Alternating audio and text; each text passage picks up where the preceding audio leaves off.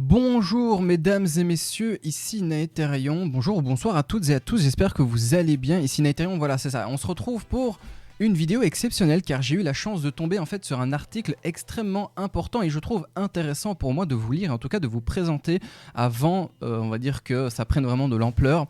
Il s'agit en fait d'un article sorti le 19 novembre sur le site Games Workshop traitant de problématiques qui sévissent en fait depuis des années dans la licence Warhammer. Je vais vous en faire du coup évidemment la traduction à la grosse louche, donc installez-vous confortablement car nous sommes dès à présent partis pour la fameuse lecture. Alors, je vous fais donc la traduction de cet article qui vient donc de la Warhammer Community qui dit tout simplement que l'Imperium est guidé par la haine, Warhammer ne l'est pas. Il n'y a pas de gentil dans l'univers de Warhammer 40 000, il n'y en a aucun, surtout pas l'Imperium de l'humanité. Ces innombrables légions de soldats et de fanatiques se frayent un chemin à travers la galaxie, semant la mort sur quiconque n'adhère pas à leur vision étriquée de la pureté. Presque tous les hommes et toutes les femmes peinent dans la misère, que ce soit sur le champ de bataille où la survie se mesure en heures, ou dans des innombrables manufactures et bidonvilles qui alimentent la machine de guerre impériale. Tout cela dans une servitude totale envers le cadavre vivant d'un dieu empereur dont les commandements ne sont au mieux qu'à moitié mémorisés, tordus par le temps et la faillibilité de l'humanité. Warhammer 40 000 n'est pas seulement sinistre, c'est le plus sinistre, le plus sombre des univers à nos portes. L'Imperium de l'humanité est un récit édifiant sur ce qui pourrait arriver si la soif de pouvoir et la xénophobie extrême et inflexible de l'humanité s'installaient. Comme de nombreux aspects de Warhammer 40 000, l'Imperium de l'humanité est satirique.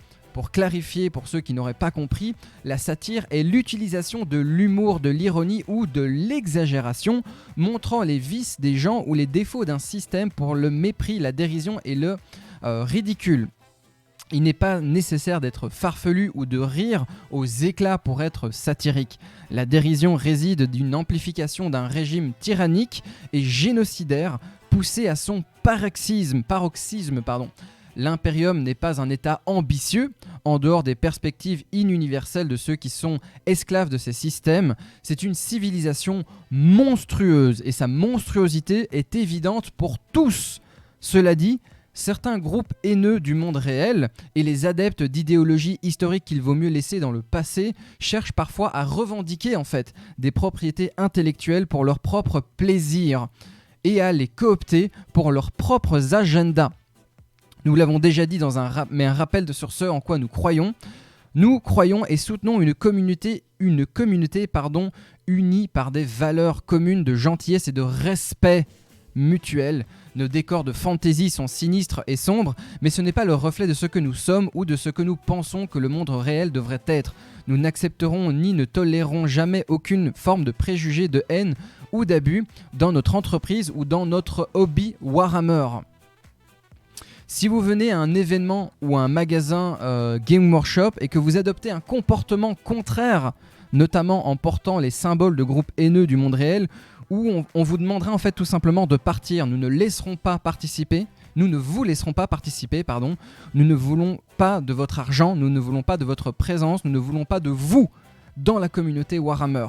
Pour les héros qui organisent leurs propres événements Warhammer, nous aimerions que vous nous rejoigniez dans cette prise de position également. Au fil des ans, nous avons eu la chance de soutenir les événements tels que Adepticon, l'Open de Las Vegas, Blood and Glory et bien d'autres encore en fournissant du terrain, des prix et des sacs cadeaux. Nous avons également fourni du personnel pour aider à l'organisation et aux questions sur les règles et pour juger les compétitions de peinture et organiser notamment des séminaires.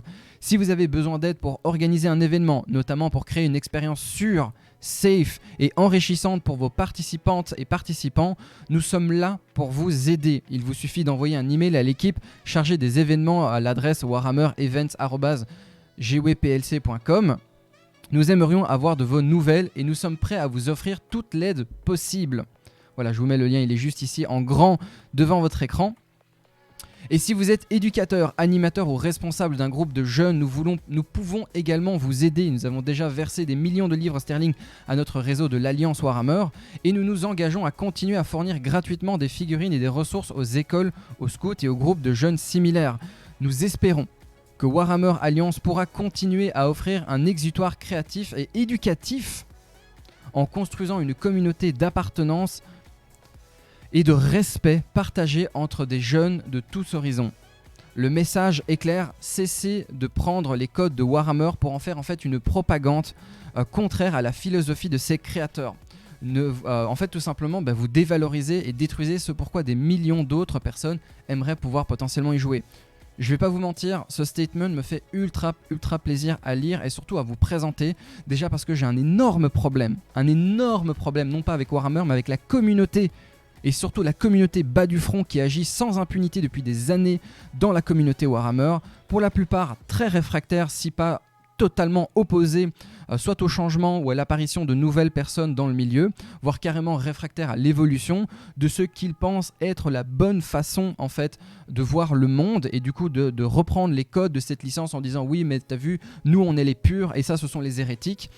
Mais surtout en fait que la licence elle-même, en fait on arrive au stade où elle doit réagir officiellement parce qu'en fait une énième situation grave en fait a eu lieu et s'est produit dans leur environnement il n'y a pas très longtemps. Je vais pas en parler parce que c'est pas le but, mais il y a un moment où même les acteurs en fait du milieu peuvent plus éternellement fermer les yeux en fait. Et ça c'est la responsabilité de chacun d'entre nous également de relever ce genre de situation. On peut plus fermer les yeux dessus. Alors je sais, ça va encore hurler en mode genre oui, il y a trop de politique dans mon jeu, je viens pas pour ça, machin, etc. Mais au final, qu'est-ce qui en ressort ? C'est une réalité, vous le savez. Si vous réagissez comme ça, c'est que vous le savez et que vous êtes probablement acteur également de ce genre de problématique. Chacun aura son avis. Comme toujours, essayez d'être modéré en zone de commentaires, dans vos propos principalement. Arrêtez de vouloir m'insulter à tout prix et d'avoir surtout un argumentaire cohérent. Ça permettrait potentiellement d'être un peu intéressant à lire. Moi je vous dis en tout cas rendez-vous à la prochaine fois, et sur ce mesdames et messieurs, bon jeu à tous.